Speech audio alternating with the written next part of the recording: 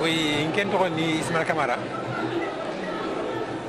Mauritania ni ke bak ta sortia. Mauritania. Man len dal ni yere lenki Dakar ke fa. Ngonyena banque be gatne Afrisimbank.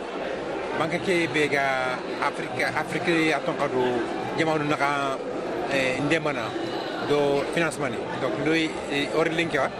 Bogari foire ke be les pays islamiques ngir organiser. Bogari banque ke représenter. Man len banque ke sigire xeng na yere lenki xam man dugg ke foire. Foire ke lon kota ke on mulla ono soronya ne me wori. Gonyano ko be ga aton kadu projet ngi maga projet be gina nya soxé daga nya agriculture wala nya hôtellerie wala nya immobilier wala nya projet suga en maga odana akamantao odana masla ona projet ke spekaranga wala demel mo xobe foire ke xa managin kebe foire ke sababu nu sorna me wori exemple dimanu ko be ga aton kadu yi gatini les pays islamiques l'OCE ku ñaani présenter les yéré tan kara dimanu kargi bon isu kebe gi inaka kenni aton kadu e musulman ko bare ni ma il meilleur lenga pour que na keti s'enchaîner bon ko be yekunu mari ko bene ado ko ga ko ma ko mari ko bene na meilleur ina échanger pour que na ke commerçant ko bari na keti projet financier ni dimanu ko na gado so ko be gare ina ke projet de bari da odi wari yere yogoni khalsi ni maga imulina ina investissement de bay mais intu iga bakati kilu be lenki ani ka message ko mo kundana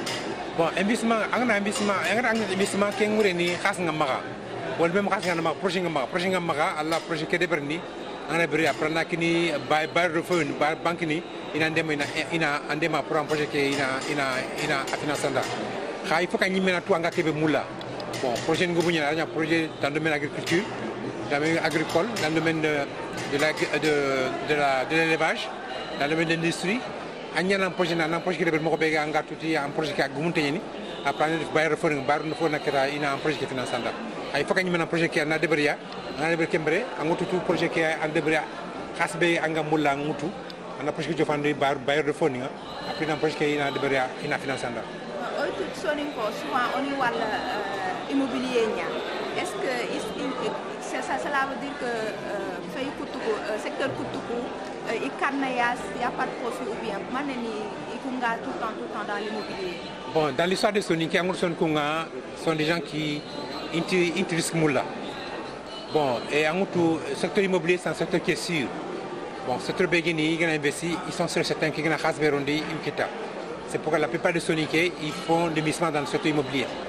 Parce qu'il est moins risqué. Mais dans d'autres secteurs d'activité, il peut y avoir des investissements. Mais quand on a un exemple, un risque qui est calculé. Bon, il faut qu'on a quelque chose qui change. L'immobilier c'est bon, mais il faut qu'on a autant de braques immobilier dans l'agriculture, dans l'élevage. Pour beginer à la sonde mana soreke, à gana débris, à la un financement de bris, on a goulon créé, on crée la valeur ajoutée. Bon, l'immobilier il n'y a pas de valeur à créer, sans financement sûr, mais voilà, il n'y a pas beaucoup de risques là-dedans. C'est pour ça qu'il y a immobilier de bris.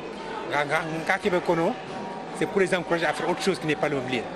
Exemple, dans le secteur agricole, c'est un secteur porteur et un secteur très important qui permet à ce que les Soniques puissent investir dans ce secteur d'activité. Message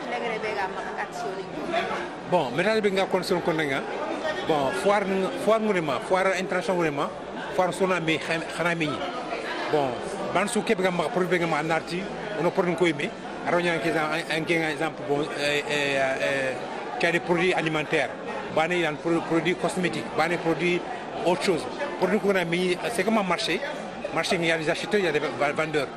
On a présenté. Bon, un projet et après, tu feras un projet qui est ça, c'est important. Mais au-delà de ça, c'est que c'est à travers les rencontres, des types de rencontres que seront là, mais voilà, on a échangé. On a prochain coup, mais prochain coup, on a financé. Bon, on a rencontré des mais c'est que tu as expérience guitare. Parce que dans ce type de rencontre, il y a beaucoup d'investisseurs qui sont là, beaucoup de producteurs qui sont là, qui vendent leurs produits et qui exposent leurs produits. Donc, on a rien à produire qui on a déjà bon, on a déjà par là, produit qui a donc on a la produit qui a des bon, qui change qui est en train de gagner, on a des bris, Comme ça, c'est une chaîne qui va se développer et c'est un élément important. Le fait d'organiser des foires, que les gens se rencontrent, c'est un élément important. Ça permet d'échanger, ça permet de communiquer et de transmettre certaines choses. Bon, moi, je pense mais il faut que je rebondisse un peu. Soninko, souvent, il y a des hommes d'affaires Soninké. Mais est-ce que pour Méni ou Méni, Soninko organisé comme un cadre ni Méni, hommes d'affaires ni gars Méni ni gars Hakim par exemple? Bon, Kenya, malheureusement, c'est rare à Gadeberni. Il y a 2 ans, en Gambie, on avait organisé le FISOK 2020. On avait organisé une rencontre avec les hommes d'affaires Soninké. Ils ont chacun eu le temps de regarder l'espace de go, regarder Québec, débarrer avec beaucoup ouvert. Bon, c'est la première fois, mais je pense que ce sont des choses qu'il faut qu'on développer dans l'avenir. Pour Soninko, on a mettra. Après, les hommes d'affaires Soninko identifiés, on a forum de Bari, on a forum de Bari. Pour Soninko, on a fait une mémoire, il a échangé, qui a échangé à Fouani, à Raoult, professionnel.